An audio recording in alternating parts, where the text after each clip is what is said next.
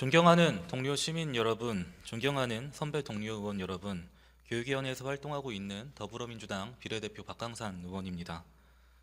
민주주의는 양손잡이로 운영됩니다. 한 손에는 시민의 직접 참여를 의미하는 광장이 있고 다른 한 손에는 시민의 대표를 의미하는 의회가 있습니다. 이번 여름 광장의 시민은 뜨거웠습니다. 타는 목마름과 함께 했습니다. 교육활동 보호부터 후쿠시마 오염수 방류 규탄에 이르기까지 옳은 일을 위해 수많은 시민이 광장에 모였습니다. 이제 의회가 응답할 차례입니다. 시민의 대표 기관으로서 책무를 다할 시간입니다. 먼저 조희연 교육감님 답변대로 나와주십시오.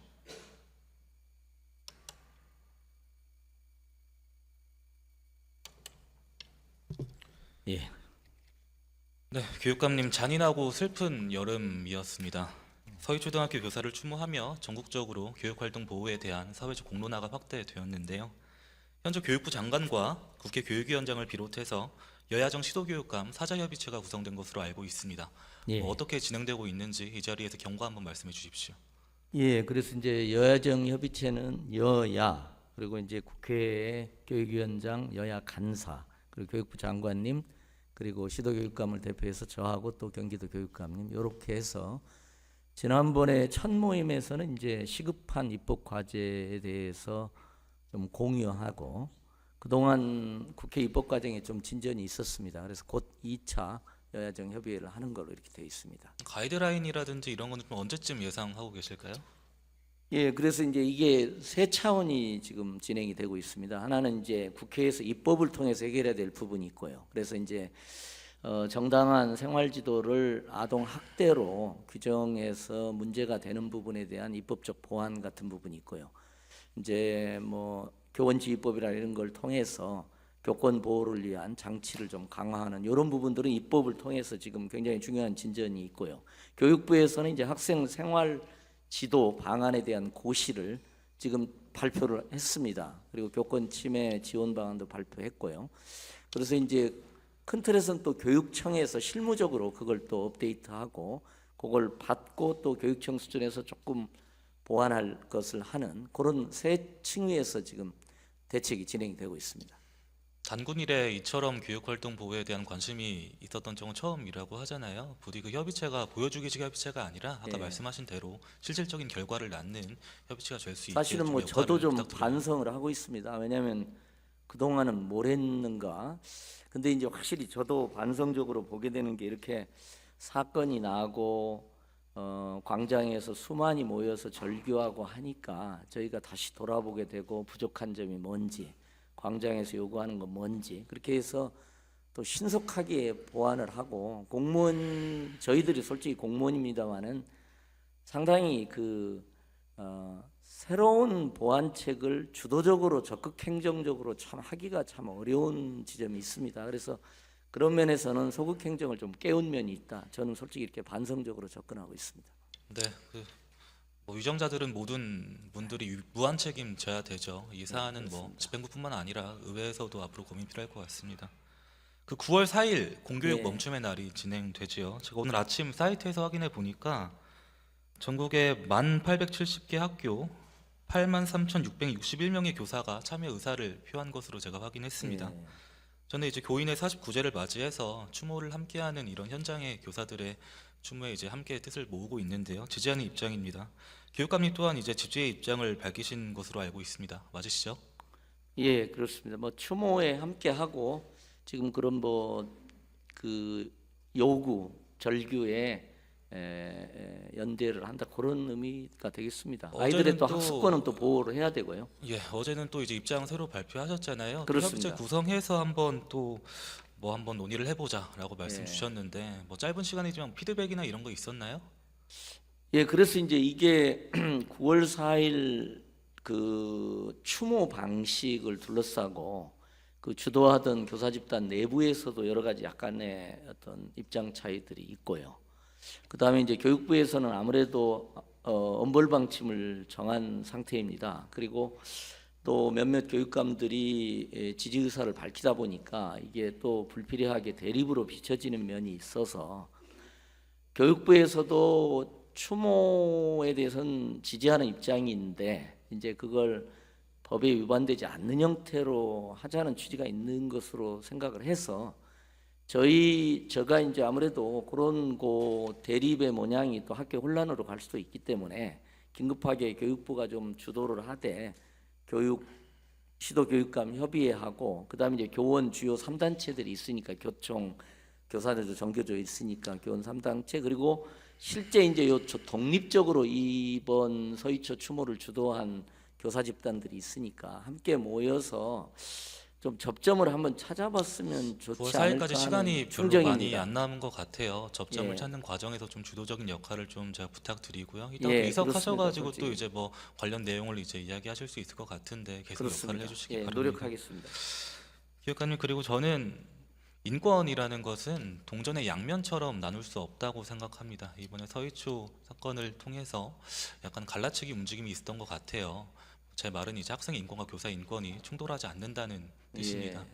그래서 이제 현장의 교사들의 어떤 반응이 있는 것 같아요. 가령 지금까지 6차례 집회가 진행됐잖아요. 예. 그때 이제 현장에 정치인들이 오는 거를 교사들이 굉장히 반대했죠. 네. 차단했고, 저도 뭐 야유를 받기도 하고 예, 그랬습니다. 마이크를 주는 것도 굉장히 최소화했고요. 그렇습니다. 예. 저는 이것이 현장의 민심이라고 생각하는데 그게 지금 어떻게 생각하세요? 주도하는 선생님들이 상당히 균형감이 있다 저는 그렇게 생각을 갖고 있습니다. 저는 이번 사건의 본질이 교사의 노동권 침해 그리고 인격의 침해라고 생각을 합니다. 비록 이제 관련 학부모들에 대해서 경찰이 무혐의를 발표했지만 각종 의혹이 여전히 남아 있고 지금 네. 진상 규명을 위한 각종 이제 흐름이 또 있는 것으로 알고 있습니다. 경찰 발표가 끝났다고 해서 교육감님께서는 나몰라라 하지 마시고 앞으로 계속 중심을 잡고 책임 있는 역할을 해주셔야 될 것 같아요. 예, 사실 저는 이제 뭐 학생 인권을 둘러싼 갈등이라든지 그 다음에 이제 교권 침해 사항을 생기부에 기재하는 문제 같은 이제 갈등이 많이 부각되는데요.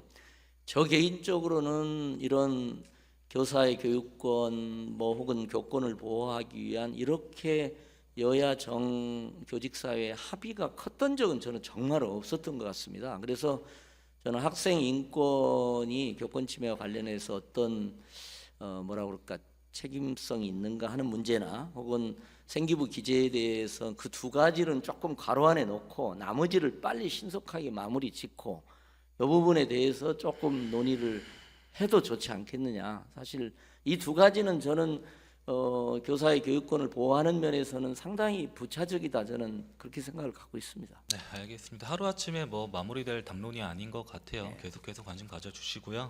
뭐 이 사안은 이제 교육활동 보호에 대한 실질적인 논의 또 상임위에서 또 이루어질 예정이기 때문에 다음 질문으로 넘어가겠습니다. 교육감님, 건강장애 학생 관련해서 잘 알고 계신가요? 예, 지난번에 한번 질의도 해주셨어요. 예, 지난 2005년에 특수교육진흥법 개정으로 건강장애 학생들이 특수교육 대상자 유형에 포함되었습니다. 그런데 지금도 여전히 이들의 학습권 보장이 부족하다는 의견이 지배적이에요. 정상적인 등교가 어려운 건강장애 학생들에게 원격으로 출석 인정도 해주고 유급도 방지하고 하고 있지만 상급 학교로 진학할수록 이제 일반 학생들과 상대적으로 비교해서 많이 부족한 실정입니다. 학습 격차 커지고 있고요. 현재 서울시 교육청은 건강장애 학생들의 학습권 보장, 예. 더 나아가서 시민권 보장을 위해서 어떤 노력을 구체적으로 하고 계십니까?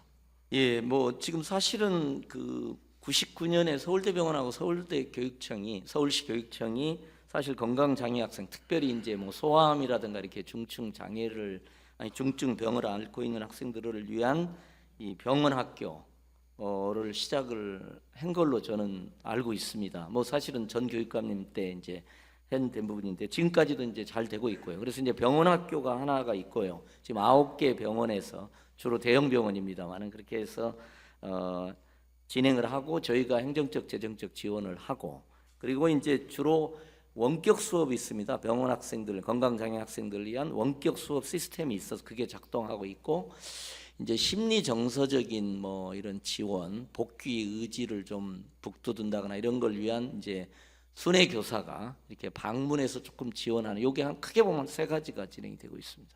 지금 순회교사 지원은 지금 안 되는 것으로 제가 알고 있습니다. 지금 이 숫자가 좀 적어서 그렇지 진행은 되고 있습니다. 아, 네, 병원 학교. 예, 병원 병원 학교 학교 대상으로. 예. 네. 그 병원 학교를 제도적인 순회하는 좀 겁니다. 정비가 좀 필요할 것 같아요. 이제 병원 학교에 없는 건강장애 학생들도 많고요. 예. 일단 기본적으로 건강장애 학생들이 학교에서 학업 평가에 대한 그 사전 안내를 제대로 받지를 못합니다. 예. 그리고 이제 그 성적 평가 같은 경우도 학교마다 그리고 과목별 선생님마다 너무나 천차만별이고요. 이런 게 좀 통일성 있게 만들어질 필요가 있을 것 같고요. 예. 그리고 이제 대책 평가도 고민을 해봐야 될 것 같아요. 이게 성적이랑 관련된 부분이어서 어떻게 보면 예민한 부분이긴 한데 좀 각별히 좀 신경을 부탁드립니다. 예. 그리고 이제 순회 교육이 지금 병원 학교에 진행되고 있지만 가정에서는 또 이루어지지 않고 있어요.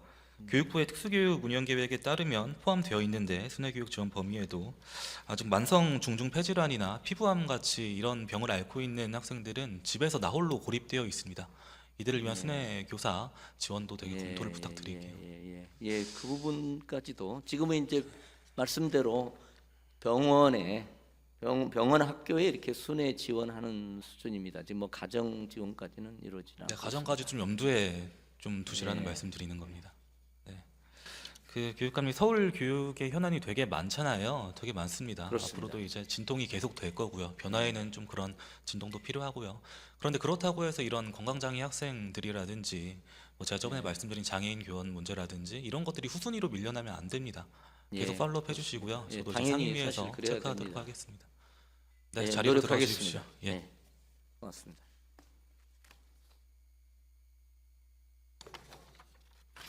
다음으로 오세훈 시장님 답변대로 나와주십시오.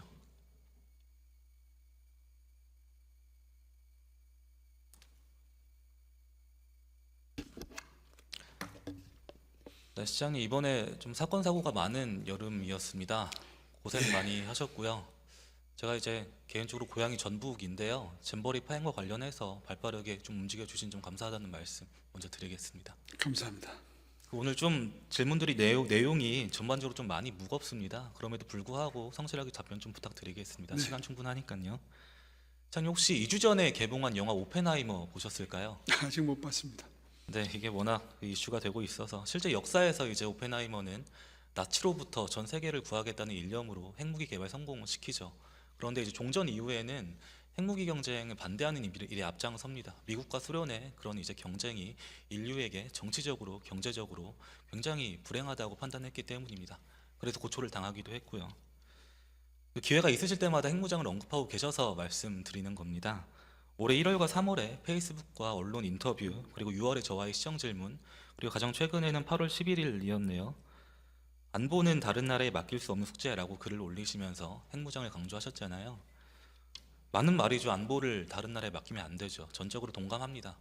그런데 이제 그 방법론으로 핵무장을 언급하는 게 대한민국 수도 서울의 시장이자 한국의 차기 대권 주자이자 유력 정치인으로서 역사를 과거의 냉전 시대로 돌리는 게 아닌가 저는 좀 깊은 의문이 들거든요.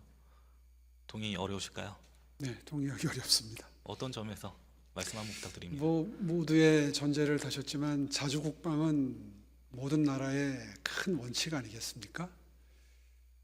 핵을 개발할 수 있는 능력도 있고 재원도 있는데 마음만 먹으면은 뭐 한 1, 2년 내에 충분히 핵무기를 6개월이면 가능하다는 얘기도 있던데요. 네, 저희 뭐, 나라, 우리나라는. 네. 뭐 그렇게 설명하시는 분들도 요즘에 많아졌습니다.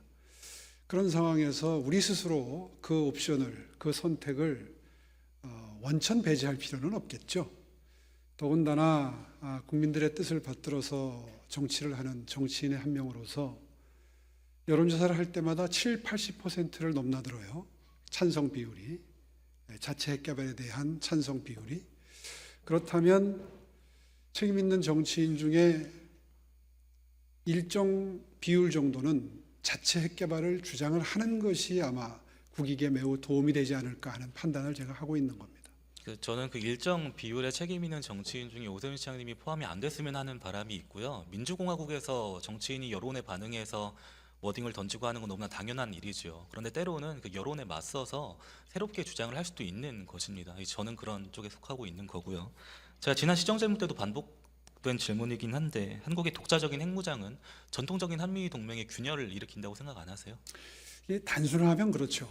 단순하면 그런데 그렇다. 제 주장을 잘 들여다보시면 저는 이런 이야기를 꼭 합니다. 지금 북한의 핵 개발 과정에서 영향력을 행사할 수 있는 나라들이 우리나라 외에 두 나라가 있다면 미국과 중국인데 그 중에서도 저는 북한의 가장 큰 직접적인 영향력을 행사할 수 있는 나라는 중국이라고 보고요. 아마 한국의 유력 정치인들이 자체 핵 개발을 주장하는 빈도가 늘수록, 그리고 국민들의 자체 핵 개발을 해야 된다는 찬성 비율이 늘수록 아마 중국이 상당히 고민에 빠질 것이다, 이렇게 생각을 하고요. 저는 그동안에 북한의 핵 개발이 진전되는 과정에서 중국이 진심을 다해서 최선을 다해서 북한 핵 개발을 저지했다고 보지 않는 입장입니다. 그렇기 때문에 그런 영향을 미치기 위해서라도 한국에서 그러한 여론이 일어나고 비중 있는 정치인들이 논의에 들어가는 것은 분명히 정치적으로 매우 큰 메시지가 있다, 이렇게 판단하고 있습니다. 그럼 좀 구체적으로 들어가 보겠습니다. 핵무기를 정의할 때 핵 융합이랑 핵 분열의 원리를 통해서 만드는 모든 것이라고 정의를 할 때 시장님의 관점에 따르면은 한국은 도대체 몇 개의 핵무기를 만들어야 되고 그 핵무기를 유지하고 관리하는 비용으로는 얼마를 추산하고 계십니까?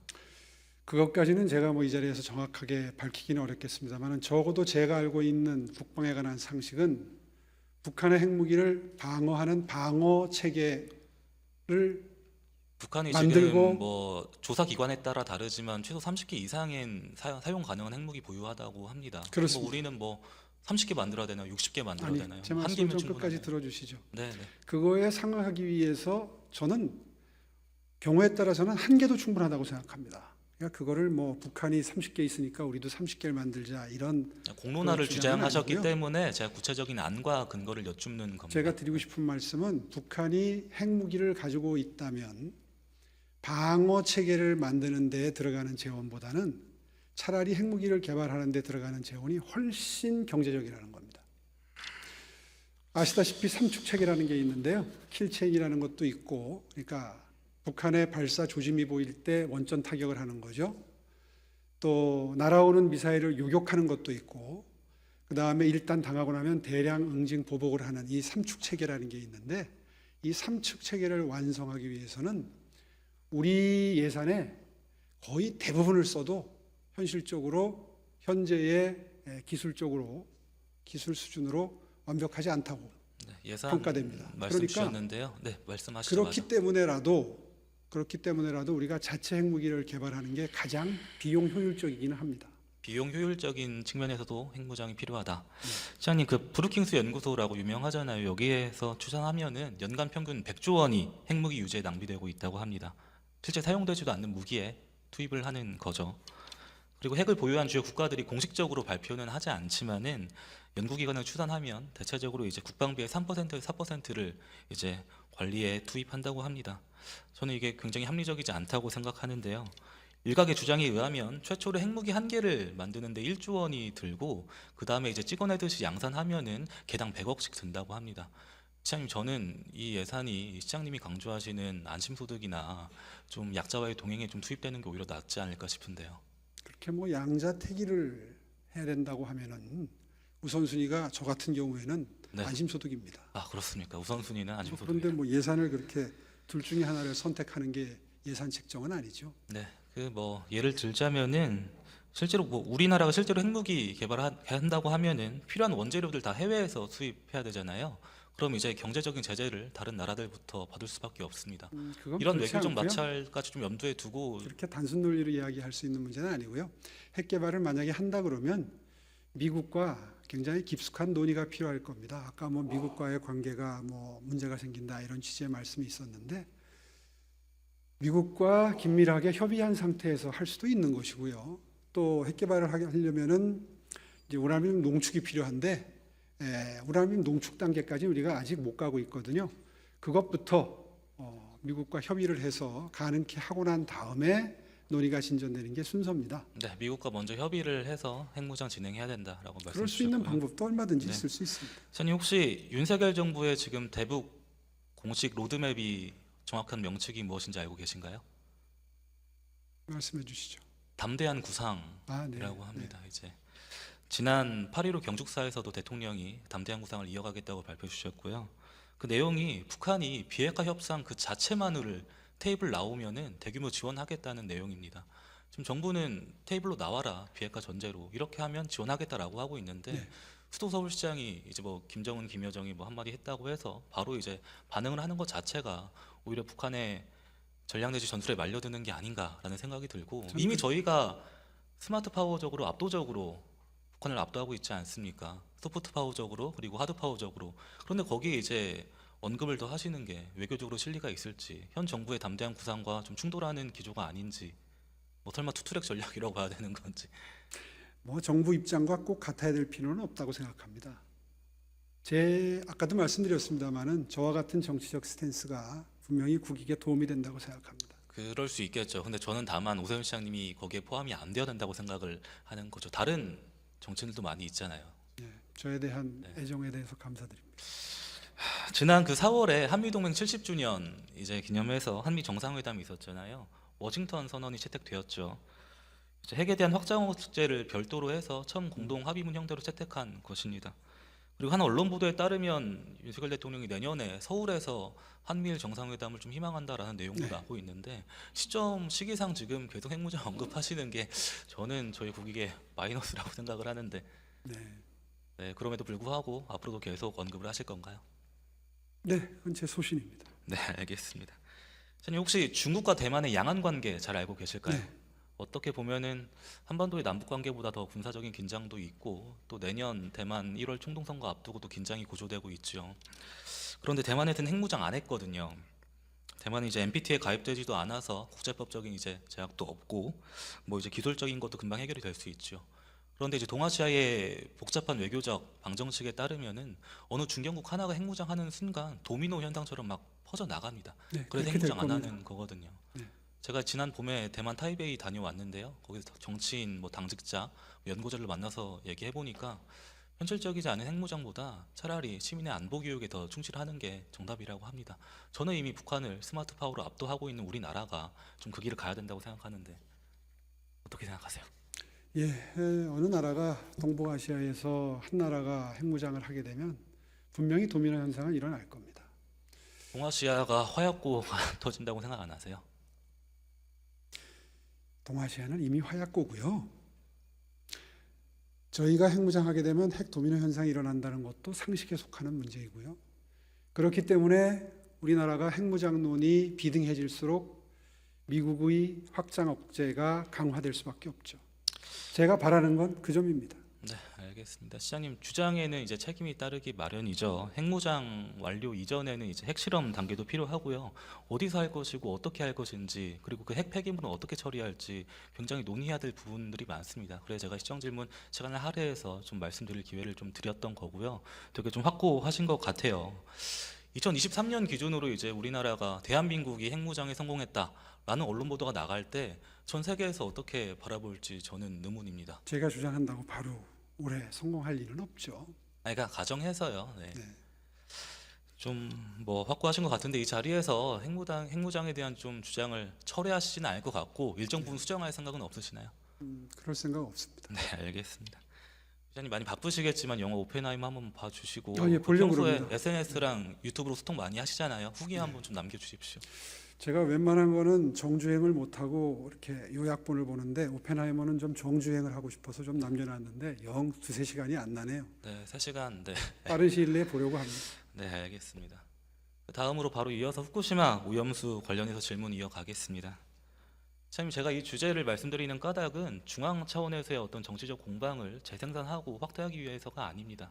지금 서울시장으로서 서울 시민이 겪고 있는 오염수 포비아 현상을 이제 해소시켜 주셔야 되고요.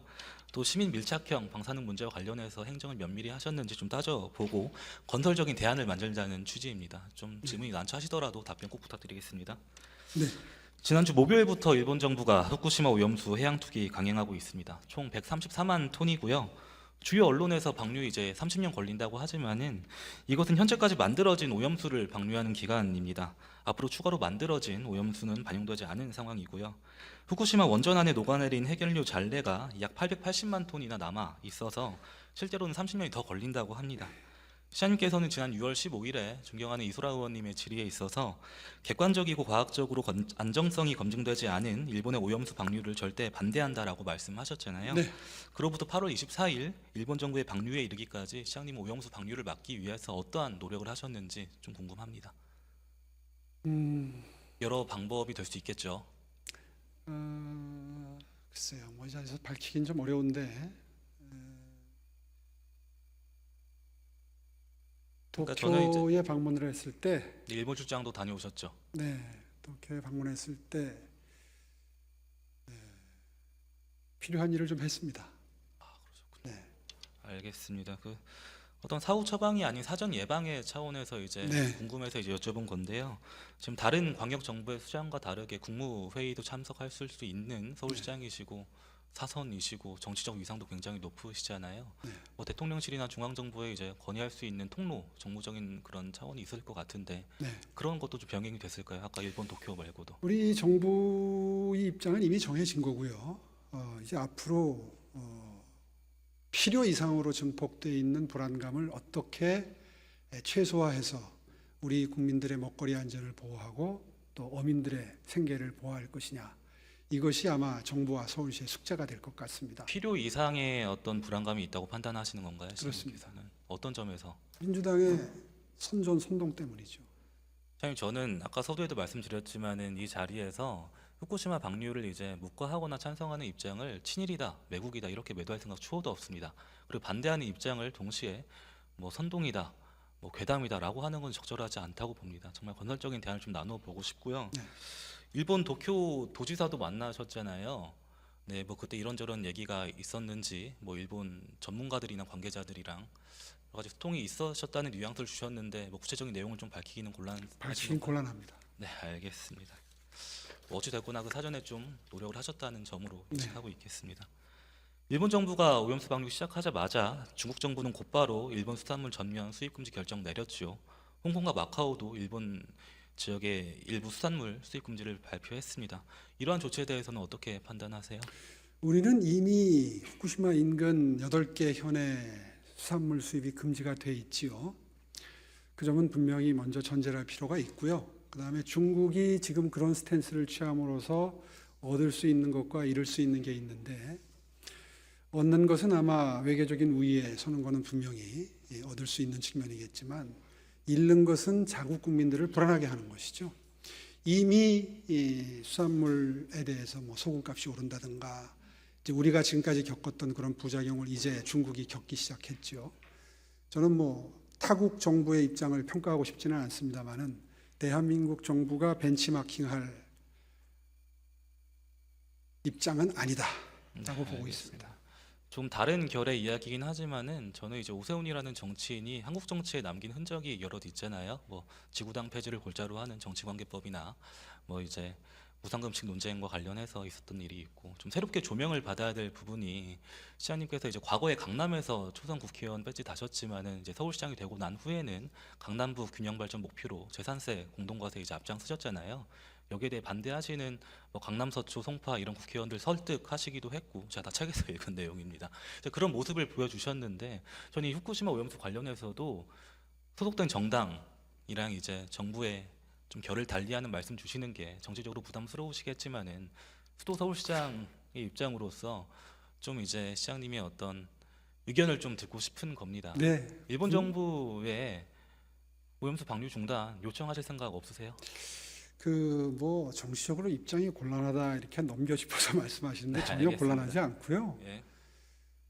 의원님도 이 그 방류가 과학적으로 어떤 영향을 미칠지, 또 저도 그 부분에 대해서 의원님도 저도 전문가는 아니지 않습니까? 다만 전문가분들이 하는 말을 듣고 판단을 하는 거죠, 사실은. 그 전문가들의 의견이 지금 통일이 안 되어 있잖아요. 그러니까 말이에요. 그래서 그러면 방류하지 말아야죠. 이걸 막아야죠. 꼭 이게 그렇지는 좌우의 않죠. 문제가 아니고 여야의 문제가 아닌데요. 건강에 위해가 없다면 굳이 막을 이유가 없는 거죠. 건강에 그래서 위해가 없다면 일본에서 그 오염수를 본인들이 이제 공업용수나 농업용수로 사용하면 되죠. 그래서 저장 탱크에 가도 그 높거나. 논쟁으로 넘어갈까요? 네, 뭐 아까 뭐 원치 않는다고 아까 하셔서 제가 굳이 그 설명을 저는 안 드리고 이제 있는데, 어떤 정쟁이 아니라 있는 그대로 팩트를 말씀드리는 거잖아요. 저는- 문제가 없으면 왜 거기서 활용을 안 하고 저는 이렇게 이렇게 방류를 하고. 생각합니다. 그걸 지금 간단하게 몇 마디로 요약할 수는 없죠. 그 네네. 복잡한 논쟁을 뭐 하기 시작하면 또 다시 또 아까 염려하신 것처럼 그런 논쟁으로 넘어가니까요. 제가 알고 있는 과학적인 상식은 지금 국민들이 염려하시는 삼중수소나 삼중수소를 비롯한 각종 방사성 오염물질들이 우리의 건강을 위협할 것이냐에 대한 과학적인 진실인데, 그거에 대해서 공부를 하면 할수록, 들여다보면 볼수록 필요 이상의 공포심을 자극할 이유는 전혀 없다. 저는 그렇게 확신하고 있고요. 제가 최근 들어서 관심 갖고 지켜본 것 중에 국민 여러분들이 제일 참조할 만한 것은 서울대학교 핵의학과의 강건욱 교수님의 논지입니다. 그 반대편에 서 있는 서균열 교수님과의 논쟁을 아주 제가 흥미롭게 여러 군데에서 이루어진 것을 흥미롭게 봤는데, 요지는 이거더라고요. 삼중수소의 경우에는 워낙 희석이 돼서 엄청난 바닷물에 희석이 되기 때문에 희석해서 내보내는 것조차도 의미가 없을 정도로 걱정하지 않아도 된다. 그리고 이미 자연계에는 우리가 염려하는 이 방출되는 것 때문에 염려하는 것보다 훨씬 더 많은 삼중수소가 우리가 먹고 있는 각종 야채나 해조류에 이미 들어있다. 이건 과학적인 진실인 것 같고요. 그래서 서균열 교수님은 뭘 자꾸 주장하느냐 하면 플루토늄 얘기를 해서요. 플루토늄이나 스트론튬이나 세슘 같은 경우에는 걱정을 좀 해야 되지 않느냐 그러는데, 그것조차도 지난 20년 동안 꾸준히 한국 정부가 조사를 서해, 동해, 남해에서 해왔는데 한 번도 수치가 변한 적이 없다. 다시 말해서 2011년도에 후쿠시마에서 쓰나미가 있었을 때 그때 대량 방출된 핵 오염 물질이 벌써 염려하는 분들 주장에 의해서 한국 해역에 도착할 수 있는 시간이 10년이 지났는데도 그 오염 수치가 전혀 변화한 적이 없다. 이런 것들은 다 과학적인 진실이거든요.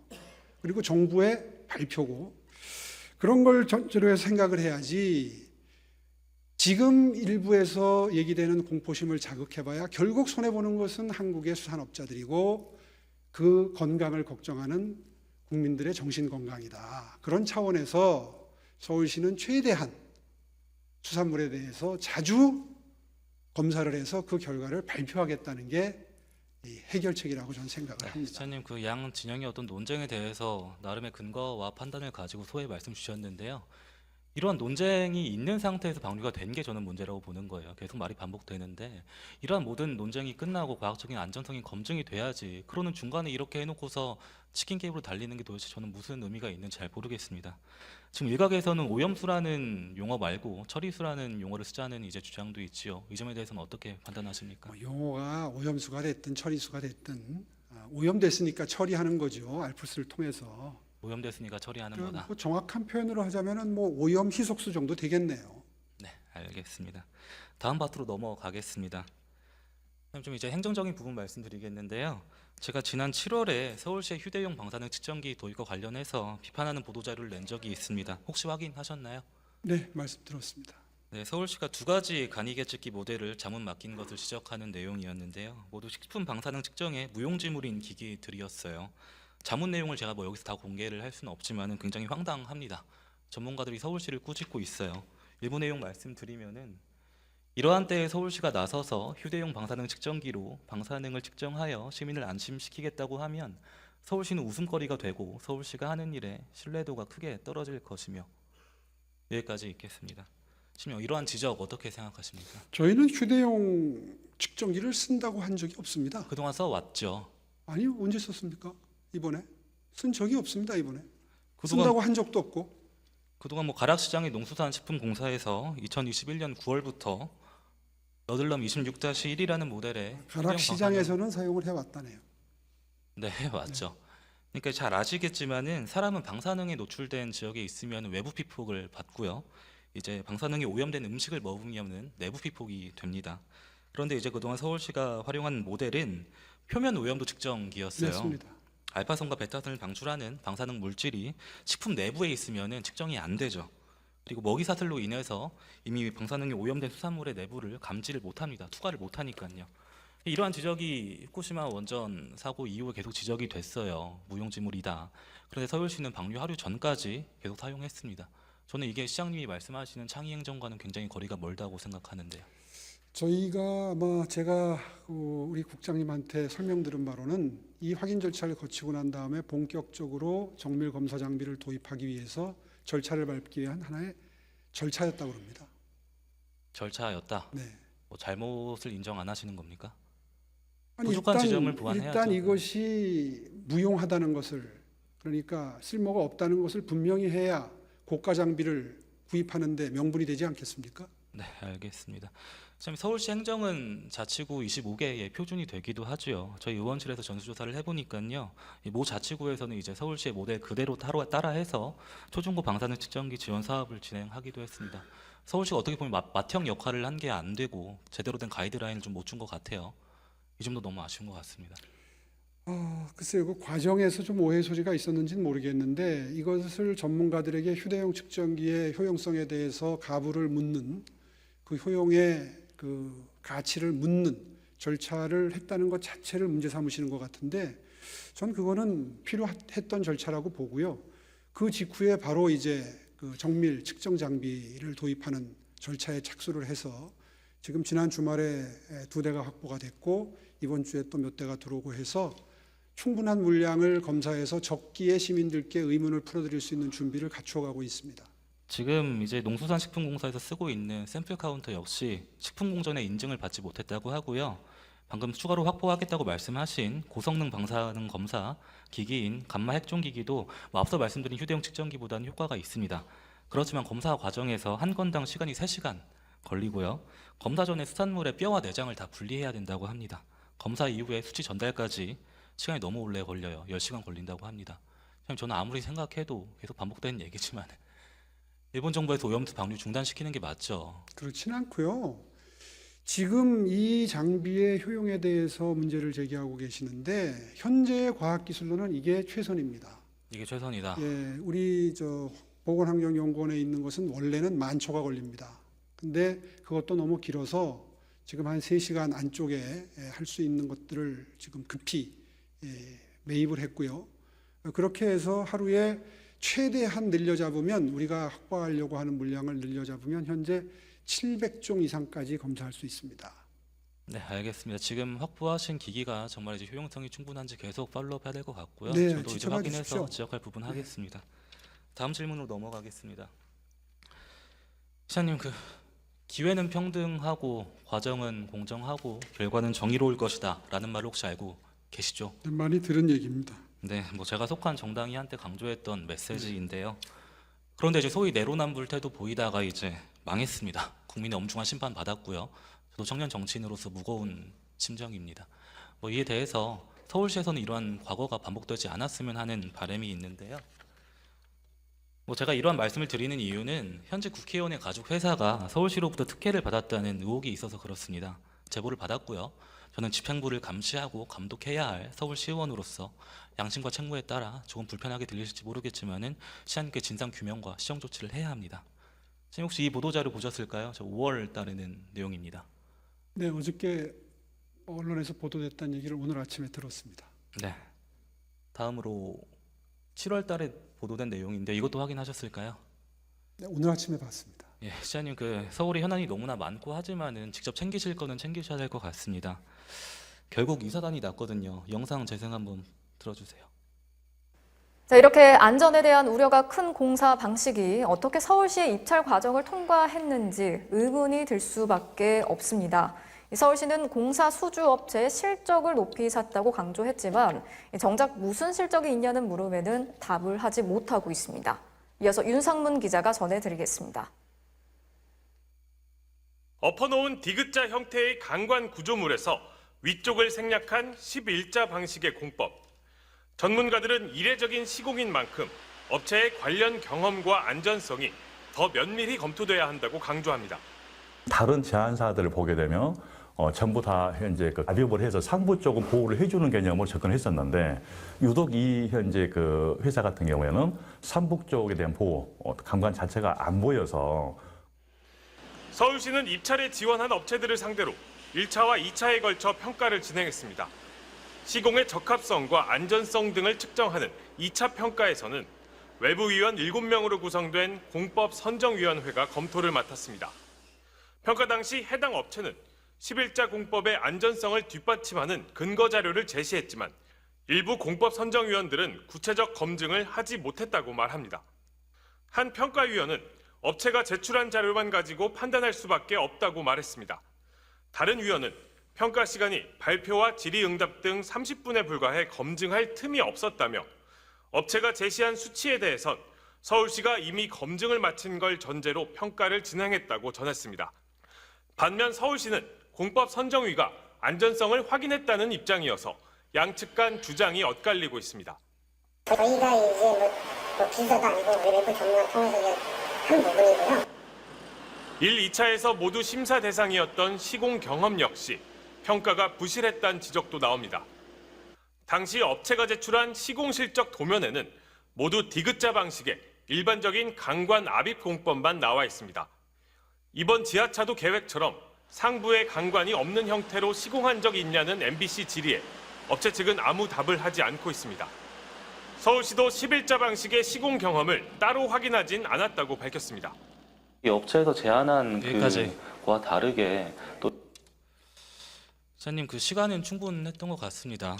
그 과거에 좀 먼저 배경을 말씀드릴게요. 국회 국토교통위원회에 활동했던 박덕흠 의원이 국토부와 서울시 산하기관에서 400억 원 가량의 공사를 수주했다는 이해충돌 의혹이 있었습니다. 수사 과정에서 서울시가 압수수색 당하기도 했고요. 언론 보도가 쏟아졌습니다. 전임 시장의 일이고 이전이긴 얘기긴 한데요. 그런데 당시 문제가 되었던 국회의원의 직계비속의 건설사가 상호 명만 바꿔가지고 서울시 공법 입찰에 지원했습니다.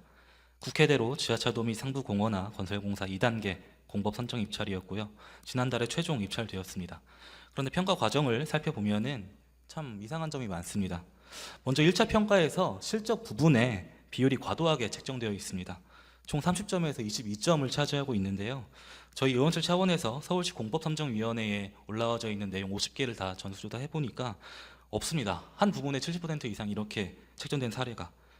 그리고 이제 정성평가에서도 이제 교묘하게 시공실적 포함이라고 지금 적혀 있어요. 중부평가가 된 것입니다. 담당 부서에 문의한 결과 이런 사례가 없었다고 하고요. 신기술과 특허공법 선정 중에 이렇게 중부평가를 한 전례가 없다고 합니다. 저는 이 정도면 큰 문제가 있는 거라고 생각되지 않으세요? 기술적인 문제가 아니라 절차상의 문제인데요.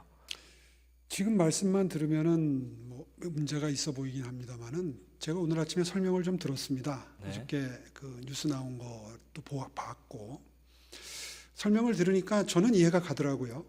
어떤 측면에서 이해가 가셨을까요? 이해는 가지만 제가 구체적으로 공법이 관련되어 있는 거라서 다 설명드리기는 좀 어려운데 요지는 이겁니다.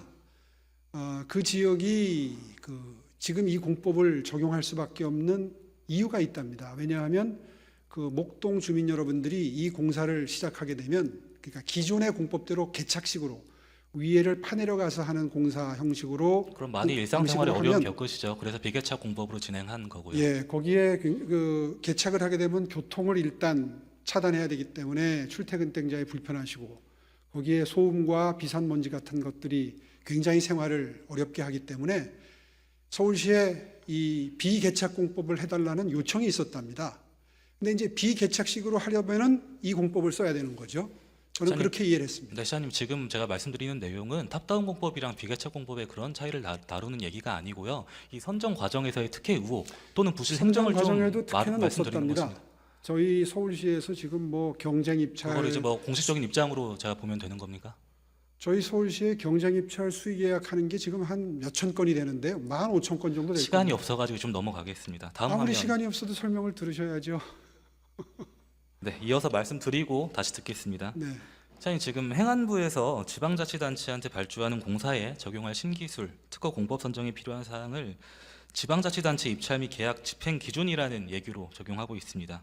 이 예규를 기반으로 서울시가 질의를 했고 이제 유권 해석도 받았는데요. 내용 보시면은 첫 번째 질의에서는 시공 실적을 기준으로 삼아서 다른 업체의 참가 자체를 제한하려 했음을 유추할 수 있습니다. 두 번째 질의에서는 참가 자격 제한이 안 될 경우를 대비해서 평가 항목의 배점 조정을 질의했는데요.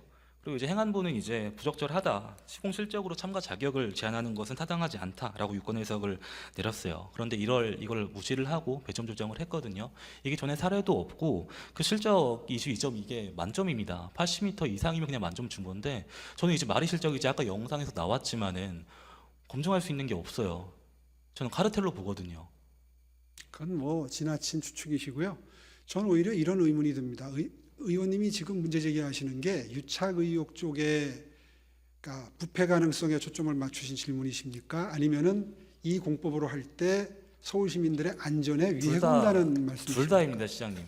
둘 다입니다. 처음에는 이제 특혜 의혹에 대해서 이제 제가 제보를 받고 확인을 했다가 이제는 안전 문제까지 이제 벌어지니까 다른 차원의 문제죠. 그래서 사안이 더 그러면 커지는 겁니다. 비개착식을 쓰지 말고 개착을 해야 된다는 뜻이신가요? 아니에요. 비개착 공법 하고 하는데 이어서 말씀드리겠습니다. 화면 넘겨주세요. 그 왼쪽은 건설사가 제출한 특허 공개 정보에 적시된 비개착 공법을 완료했을 때의 도면입니다. 그리고 오른쪽은 이번 선정 공고 때 제출한 공법 제안 발표 자료의 도면이고요. 차이점 좀 눈으로도 좀 확인 가능하실까요? 아까 영상에서 나왔는데 네, 그림 봤습니다. 지하차도 상단에 강관 납입 유무의 차이가 있습니다. 특허 내용과 다른 공법 방식을 활용한 거예요. 신기술 특허 공법을 선정하는 입찰이기 때문에 제출된 특허를 활용해서 공사를 진행해야 되는데 특허와 다른 공사 방식이 활용된 것입니다. 아까 뭐 영상에도 나왔지만 전문가들이 안전 문제 지적했어요. 이건 뭐 비개착 공법과 탑다운 공법의 A가 아니라 지금 비개착